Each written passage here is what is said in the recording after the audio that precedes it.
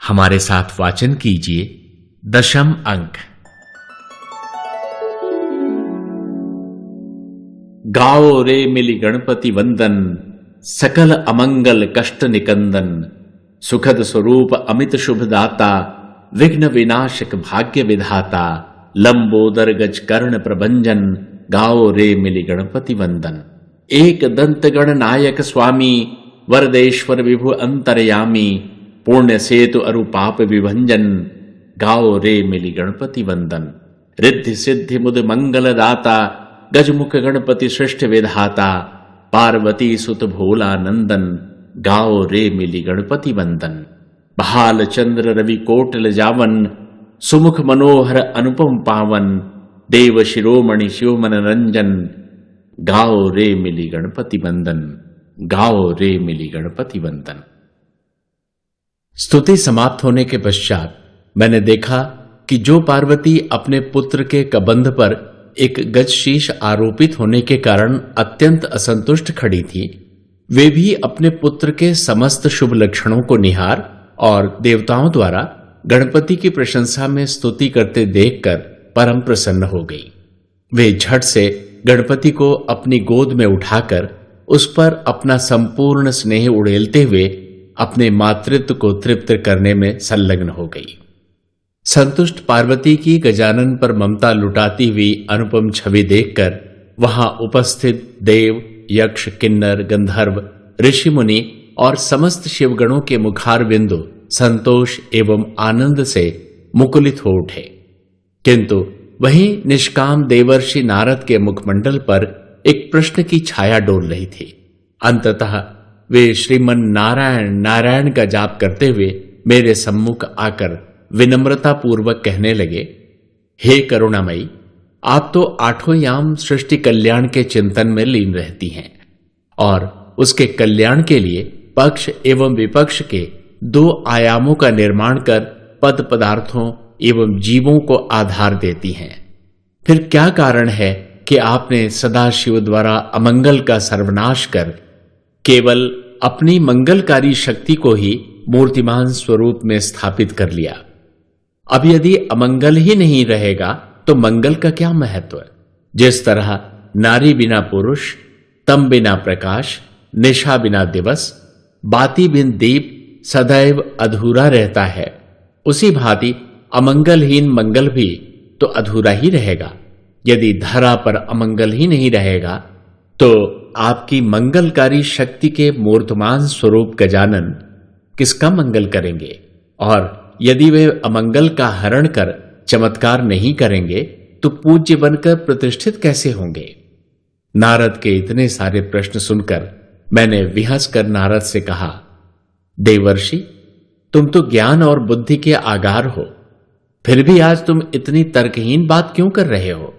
सर्वविदित है कि पार्वती के परम अमंगलकारी पुत्र का सदाशिव द्वारा काटा हुआ शीश लाख ढूंढने पर भी संपूर्ण ब्रह्मांड में कहीं दृष्टिगोचर नहीं हुआ। उसका रहस्य मैं तुम्हें समझाती हूं। हे नारद, वह शीश तो अब सृष्टि में अमंगल की वृत्ति के रूप में व्याप्त हो गया है और सृष्टि के अंत तक जीवों के हृदय को अमंगल कृत्यों की ओर आकर्षित करता रहेगा। देव, दानव और मानव कोई भी उस अमंगल वृत्ति से अछूता नहीं रहेगा, किंतु अमंगल असमय ही कभी प्रचंड रूप धारण कर सृष्टि का पुनः अहित न कर दे, इसीलिए उसका शमन और उस पर अंकुश लगाने हेतु मैंने मंगलकारी शुभकर्ता श्री गणेश की उद्भूति धरा पर की है। मां के श्रीमुख से झरते हुए मोतियों को चुनने के बाद देवर्षि नारद परम प्रसन्न हो गए और अन्य सभी देवगणों के साथ वहां से प्रस्थान कर गए। मां परम प्रसन्न थी। उनकी प्रसन्नता और लुभावनी मुखमुद्रा देख मैंने मां के चरणों में आदर से शीश झुकाते हुए अत्यंत विनम्र शब्दों में प्रश्न करने का साहस किया, हे माता, आप तो सृष्टि की सकल पद पदार्थों की स्वामिनी हैं। आपने विरंचु को चतुरानन, सदाशिव को पंचानन तथा कार्तिकेय को 6 आनन प्रदान करके उनकी महत्ता को स्थापित किया है। उसी भांति आपने विशालकाय विघ्नहर्ता गणेश के कबंध पर भी विशाल गज का आनंद रोपित कर सोने में सुहागे का कार्य किया है। किंतु हे माता, गणेश को गजानन बनाने के पीछे आपका भी कोई गूढ़ रहस्य निहित है। मेरे मुंह से सहज प्रश्न सुनकर माता नारायणी के अधरों पर एक मृदुल मुस्कान तैर गई। उन्होंने स्नेह सहित मेरे शीश पर अपना वरद हस्त फेरते हुए कहा, वत्स, तुम अत्यंत चतुर हो।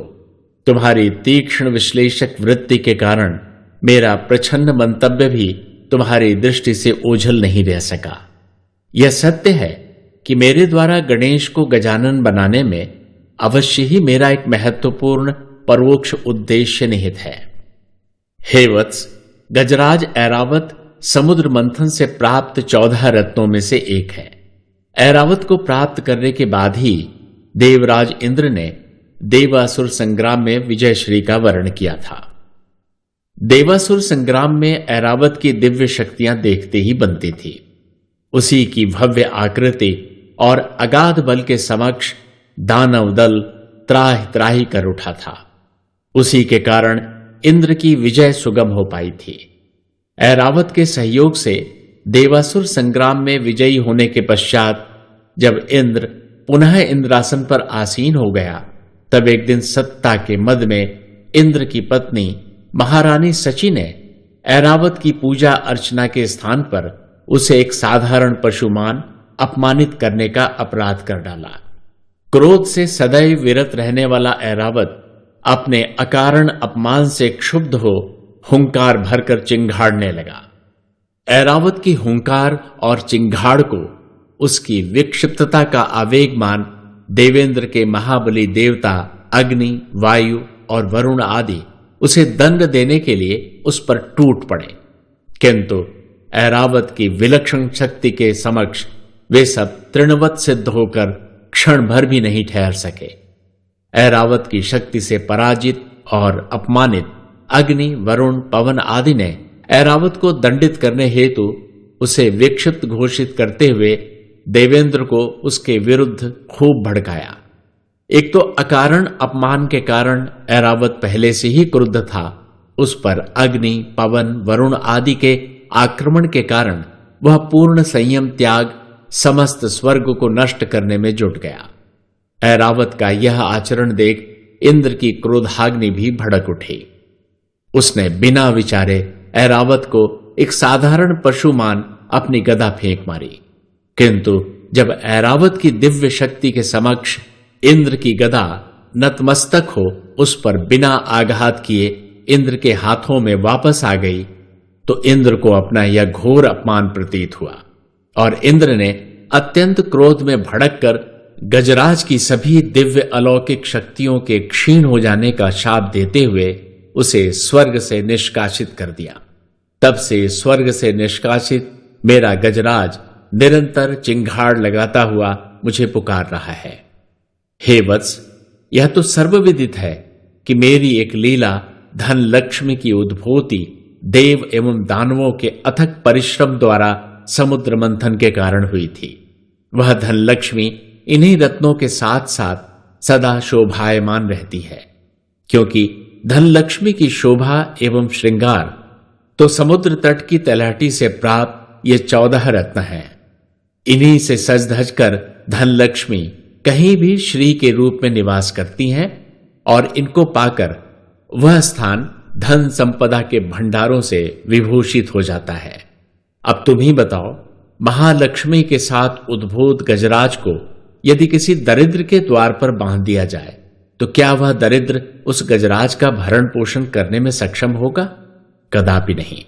किंतु गजराज की मर्यादा अक्षुण्ण रखने एवं उसके भरण पोषण हेतु धन लक्ष्मी स्वयं श्री के रूप में वहां निवास करने लगती हैं, जिससे वही दरिद्र श्रीमंत बन जाता है। यदि कोई भी प्राणी मेरे 14 रत्नों में से किसी भी रत्न को साधारण और तुच्छ समझकर उसका अपमान करता है तो धनलक्ष्मी उस प्राणी को त्याग देती हैं।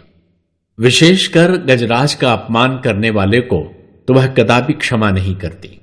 हे वत्स, संयोग की प्रबलता कहो या धन लक्ष्मी का प्रकोप, ऐरावत के स्वर्ग से निष्कासित होते ही अपने को अजेय समझने वाला सर्वसंपन्न इंद्र भी तारकासुर से पराजित हो स्वर्ग से निष्कासित श्रीहीन पश्चाताप करता हुआ निरंतर मेरी गुहार लगा रहा है। अब जब तक इंद्र द्वारा गजराज की वंदना नहीं होती तब तक गज कैसे प्रसन्न होगा, और जब तक गज प्रसन्न नहीं होता तब तक श्री प्रसन्न नहीं होगी, और जब तक श्री प्रसन्न नहीं होगी तब तक देवेंद्र को इंद्रासन कैसे प्राप्त होगा।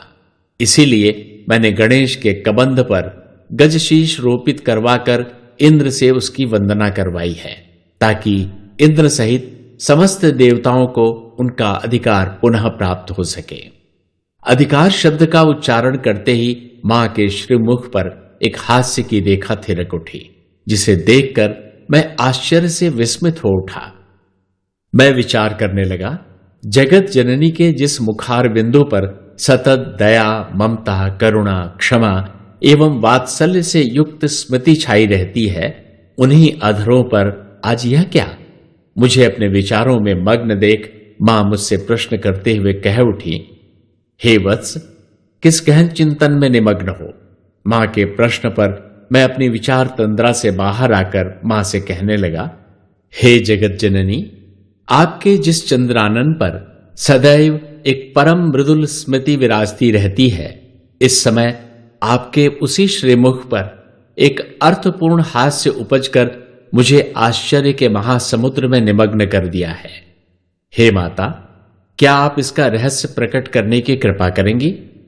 मेरा प्रश्न सुनकर मां ने एक बार पुनः मेरे शीश को अपने वरद हस्त से दुलारते हुए कहा, हे वत्स, जैसा कि मैंने तुम्हें बार बार बताया है कि मैंने सृष्टि में प्रत्येक जीव एवं पद पदार्थ को एक दूसरे के पूरक और एक दूसरे के संबल के रूप में उद्भूत किया है, जिससे वह परहित में कर्म करता हुआ मेरी सृष्टि को समृद्ध करे।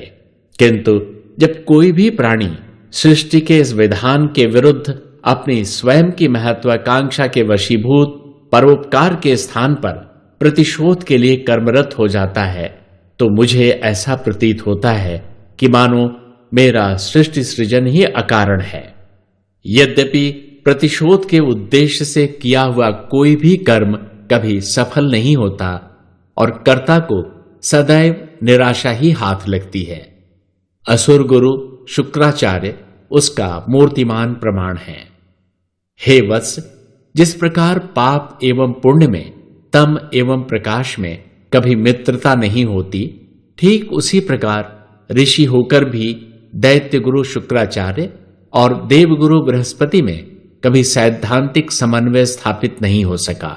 एक समय ऋषि मुनियों और देवताओं की एक सभा में देवगुरु बृहस्पति ने अपना मत प्रतिपादित करते हुए कहा कि असुर कुल में जन्म लेने वाले बालक का गर्भावस्था से ही पालन पोषण यदि दैवी वृत्ति और सत्संग के माध्यम से किया जाए तो उसे भी शुद्ध, सात्विक, धार्मिक एवं दैवी वृत्ति वाला बनाया जा सकता है।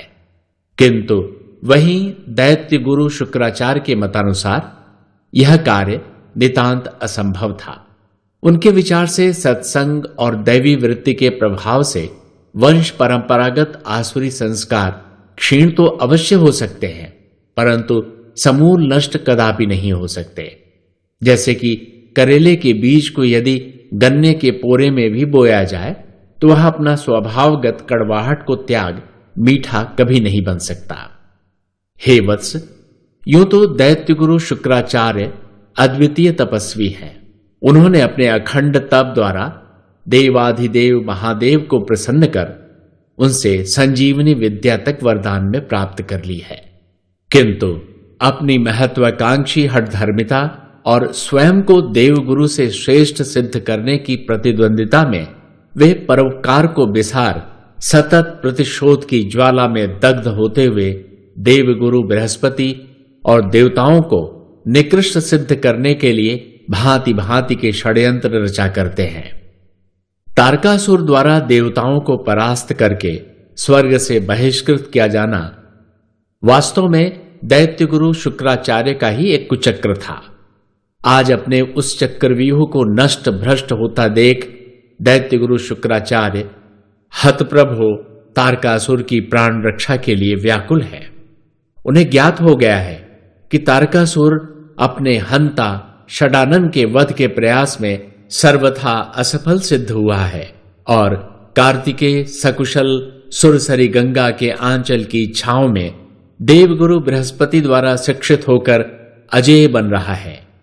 यही नहीं, षडानन की अनुपस्थिति की रिक्तता को भरने के लिए पार्वती ने अपने दूसरे पुत्र गजानन की उद्भूति कर डाली है, जिस गजानन के मांगलिक प्रभाव के कारण तारकासुर द्वारा प्रसारित सृष्टि के समस्त अशुभ अमंगल अभाव और अवरोध आदि समूल नष्ट हो चुके हैं, जिसके परिणाम स्वरूप तारकासुर अत्यंत शक्तिहीन हो अधमरा सा हो गया है और शुक्राचार्य को उसी की मृत्यु अवश्यंभावी प्रतीत होने लगी है। वे पिंजरे में बंद एक तोते की भांति फड़फड़ाते हुए भी तारकासुर की प्राण रक्षा हेतु कृत संकल्प हैं। हे वत्स, अपनी प्रतिशोधात्मक महत्वाकांक्षाओं को आमूल ध्वस्त होता देखकर भी दैत्य गुरु शुक्राचार्य ने अभी तक अपनी पराजय स्वीकार नहीं की है और येन केन प्रकारेण तारकासुर की प्राण रक्षा हेतु दैत्य माता दिति के समक्ष उपस्थित हो तारकासुर के प्राणों की भिक्षा मांगने का उपक्रम कर रहे हैं। इस स्थिति का अवलोकन कर मेरे अधरों पर हठात ही एक कुटिल हास्य की रेखा उभर आई है, क्योंकि बदले की भावना से किया हुआ कोई कर्म कभी सफल नहीं होता। महर्षि कश्यप के आश्रम में उनकी अपूर्व सुंदरी पत्नी दिति धवल परिधान में तपोलीन थी। उसका मुखमंडल राजमाता के गौरव से जगमगा रहा था। उसके मुखार बिंदु की आभा और कांति देखकर प्रतीत होता था मानो उस पर काल की छाया तक नहीं पड़ी है।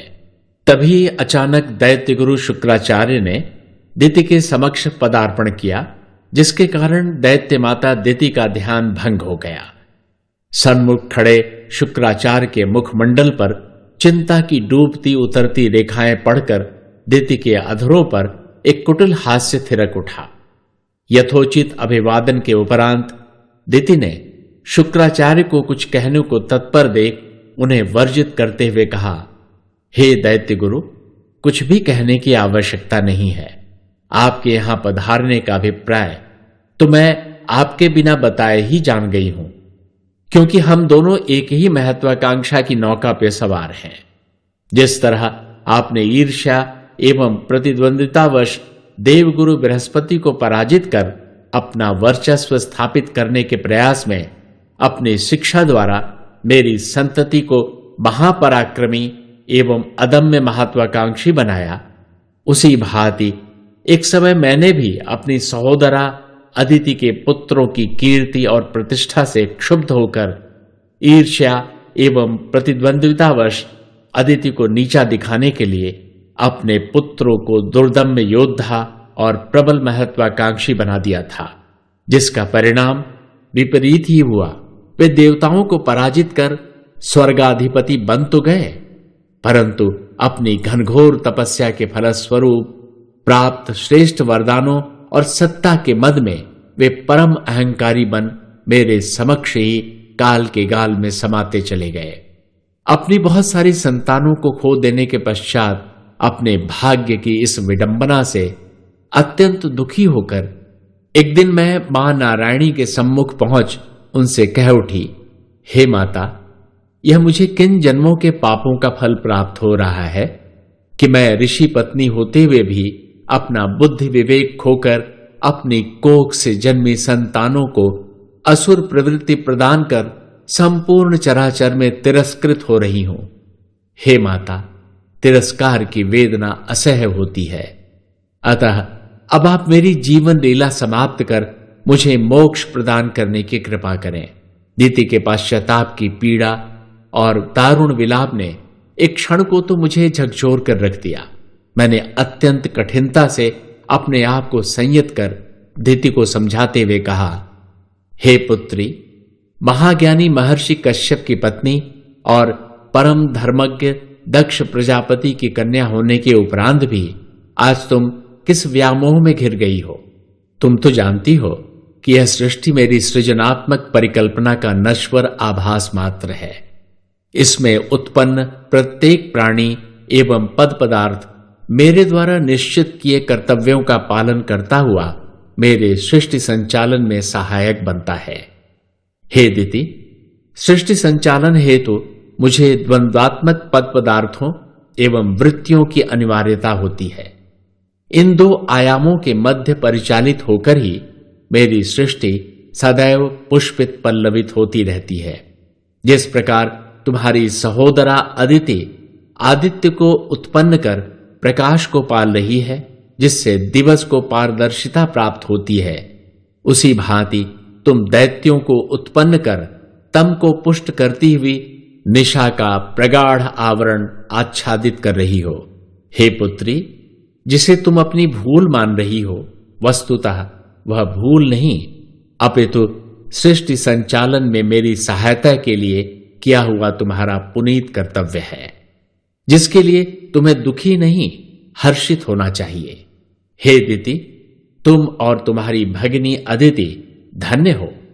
तुम दोनों ने दैत्यों एवं देवों को उत्पन्न कर पाप एवं पुण्य को इतना प्रबल बना दिया है कि अब मैं इनका प्रयोग अपनी सृष्टि संचालन की धुरी के रूप में करूंगी। अब मैं पाप और पुण्य को ही जीव के कर्मों की कसौटी बनाकर कर्मफल बांटा करूंगी।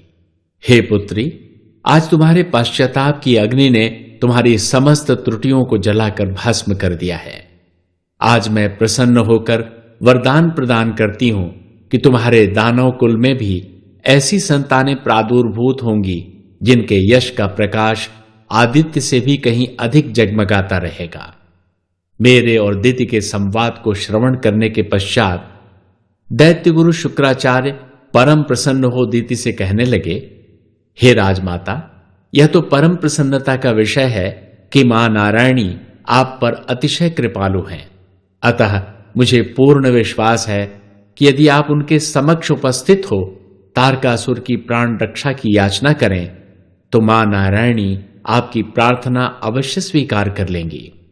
शुक्राचार्य की विनय सुनकर दिति ने उत्तर दिया, हे दैत्य गुरु, इस विषय में मैं कुछ नहीं कर सकती हूं। नारायणी तो उस प्राणी पर अतिशय प्रसन्न होती हैं जो उनकी सृष्टि में अपना योग सहयोग देकर उसे सजाता संवारता है।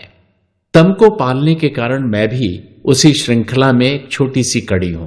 आप तो भली भांति जानते हैं कि मां नारायणी द्वारा उद्भूत सृष्टि में प्रत्येक पद पदार्थ एवं जीव एक दूसरे पर समान रूप से निर्भर हैं। कोई भी पद पदार्थ किसी से श्रेष्ठ या निकृष्ट नहीं है। हम दानव, मानव और देवताओं ने उन्हें विभिन्न श्रेणियों में विभाजित कर उन्हें श्रेष्ठ या निकृष्ट की संज्ञा प्रदान कर दी है। अब जीवन और मृत्यु को ही लीजिए। प्रत्येक प्राणी जीवन को श्रेष्ठ और मृत्यु को निकृष्ट मानता है, किंतु संचालन हेतु मां नारायणी को दोनों की समान रूप से आवश्यकता है।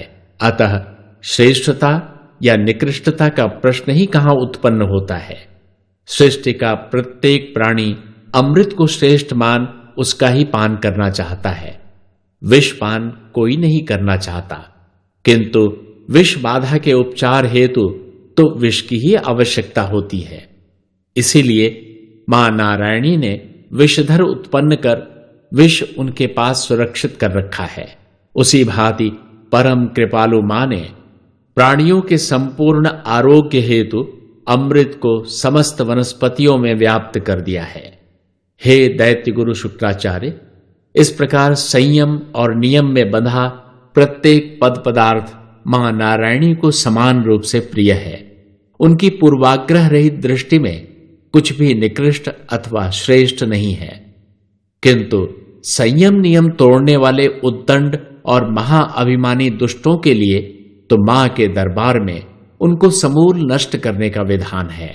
अतः आप माता नारायणी का विचार त्याग महादंभी तारकासुर को अविलंब देवाधिदेव महादेव की शरण में ले जाइए, क्योंकि महाकाल शिव ही तारकासुर के काल से उसकी रक्षा कर सकते हैं।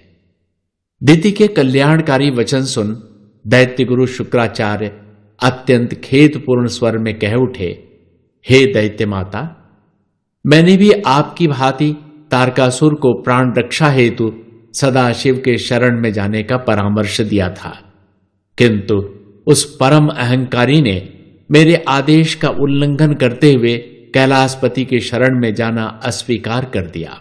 शुक्राचार्य के इन वचनों को सुनकर दिति अत्यंत खिन्न मन से कह उठी, हे दैत्य गुरु, जो शठ अपने परिजनों एवं गुरुजनों तक की आज्ञा की अवहेलना करता है, उसके प्राणों की रक्षा तो चराचर में कोई भी नहीं कर सकता। दिति के मुख से इस कटु सत्य को सुनने के बाद भी शुक्राचार्य ने तारकासुर की प्राण रक्षा का प्रयास न त्यागते हुए एक बार पुनः प्रार्थना करते हुए दिति से कहा, हे देवी, आप तो समस्त दैत्यों की माता हैं। आप तो जानती हैं कि पुत्र कुपुत्र बन सकता है, किंतु माता कुमाता कदापि नहीं बनती। अतः हे दैत्य माता, अपनी वंशवेली की रक्षा के लिए आप एक बार मां नारायणी के समक्ष उपस्थित हो उनसे तारकासुर के प्राणों का दान मांगने का प्रयास अवश्य करें। मुझे विश्वास है कि मां नारायणी आपकी विनती अवश्य स्वीकार कर लेंगी। हे वत्स, शुक्राचार्य परम चतुर हैं। उन्होंने अपने वाक्य चातुर्य द्वारा स्वयं सदाशिव से अलभ्य संजीवनी विद्या प्राप्त कर ली थी, जो चराचर में देव दानव मानव सबके लिए वर्जित है। फिर दिति के हृदय में ममत्व जगाकर उसे मेरे पास जाने के लिए सहमत कर लेना क्या कठिन था। अंततो गत्वा दिति अपनी ममता से हार कर तारकासुर की प्राण रक्षा हेतु मेरे धाम आ पहुंची। हे वत्स, मेरे समक्ष पहुंच ममता से अभिभूत दिति घोर विलाप करती हुई तारकासुर की प्राण रक्षा की याचना करने लगी। उसकी यह कातर अवस्था देख मुझे मर्मांतक पीड़ा हो रही थी। मैंने स्नेह सिक्त स्वर में उसे सांत्वना देते हुए कहा, हे पुत्री दिति, मैंने पहले भी कहा है और आज भी तुम्हें बता रही हूं कि मेरी मनोहारी रचनात्मक संकल्पना, यह सृष्टि मेरी एकमेव पूंजी है। जो प्राणी इसके संचालन एवं संरक्षण हेतु अपना योग सहयोग प्रदान कर स्वयं इसके योग सहयोग द्वारा अपने जीवन को आनंदमय बनाते हैं, मैं उनकी परम हितैषी हूं।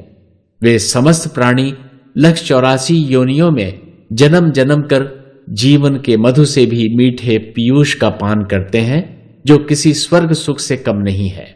वहीं जो प्राणी अपने कुकृत्यों द्वारा मेरी सृष्टि का अहित करते हुए इसे नष्ट भ्रष्ट करने का उपक्रम करते हैं, वे मेरे परम शत्रु होते हैं।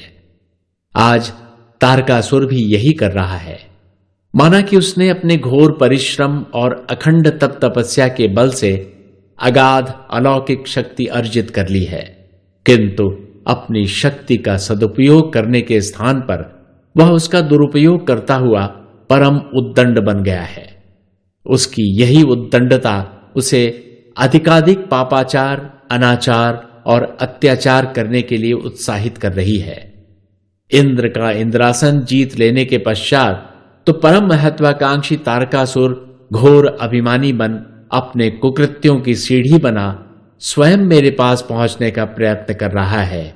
और हे दिति, तुम तो भली भांति जानती हो कि अभिमान ही मेरा भोजन है। तुम्हें तो ज्ञात ही है कि पश्चाताप समस्त दोषों का हरण कर लेता है।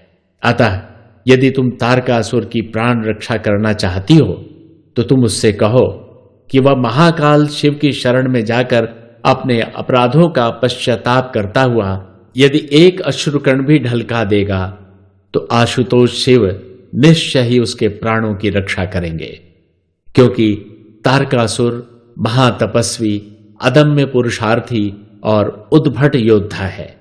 सदाशिव ऐसे कर्मठ व्यक्तियों पर अति प्रसन्न रहते हैं। क्षमा मूर्ति भोलेनाथ के अतिरिक्त संसार में कोई भी शक्ति तारकासुर को अभय नहीं प्रदान कर सकती, अन्यथा षडानन द्वारा तारकासुर का वध एक ध्रुव सत्य है। मेरे तर्क संगत वचनों को सुनकर दिति कुछ क्षणों को मौन हो चिंतन में डूब गई। वह मन ही मन विचार कर रही थी कि दैत्यगुरु शुक्राचार्य के आदेश का उल्लंघन करते हुए तारकासुर ने कैलाशपति सदाशिव की शरण ग्रहण करना सर्वथा अस्वीकार कर दिया है और त्रिकालदर्शी होने के कारण नारायणी को इस तथ्य का पूर्ण ज्ञान है।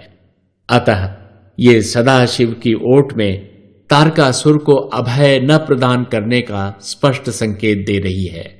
अन्यथा मां नारायणी तो सृष्टि में सर्वोपरि है। ये चाहें तो असंभव भी संभव हो सकता है। इनके अकाट्य तर्क तो तारकासुर की मृत्यु का आवरण मात्र है। ये निश्चय ही तारकासुर के वध हेतु कृत संकल्प हैं। हे वत्स, अपने मानसिक विमर्श द्वारा मेरे मंतव्य से पूर्ण रूपेण अवगत हो दिति ने किंचित उत्तेजित होकर मुझे ललकारते हुए कहा, हे माता, ऐसा प्रतीत होता है कि आप तारकासुर वध के साथ ही साथ अपनी सृष्टि के विनाश की भी इच्छुक हो गई हैं। दिति के इन शब्दों पर मैंने आश्चर्यचकित हो उसका तात्पर्य जानने की चेष्टा की तो वह कहने लगी, हे नारायणी, पाशविक हिंसा की विभीषिका से तो आप भली भांति परिचित हैं। जब नृसिंह अवतार में हिरण्यकश्यपु का उदर विदीर्ण कर रक्त में नहाए महाविष्णु परम हिंसक बन संपूर्ण सृष्टि को उद्ध्वस्त करने में संलग्न हो गए थे, तब आपने सृष्टि रक्षा हेतु भक्त प्रहलाद का आश्रय लेकर उनकी क्रोधाग्नि को शांत किया था। उसी भांति रक्तबीज वध के समय रक्तबीज का रक्तपान करने के कारण उन्मत्त बनी कालिका के कोप से सृष्टि को बचाने के लिए आपको स्वयं शिव शंभु के वक्षस्थल का आधार ग्रहण करना पड़ा था। किंतु जब शिव पार्वती का पुत्र षडानन तारकासुर के रक्त में नहाने के कारण उन्मत्त हो हिंसक बनेगा, तब आप सृष्टि रक्षा हेतु किसका आश्रय लेंगी? यदि आप अब भी मेरी विनती पर तारकासुर को प्राणदान नहीं देती तो आप जाने, आपकी सृष्टि जाने। अपना विनम्र निवेदन आपके श्री चरणों में अर्पित करना मेरा परम कर्तव्य था। इतना कहकर क्रोध में भरी दिति मुझे प्रणाम कर प्रस्थान कर गई। अब आगे की कथा अगले अंक में।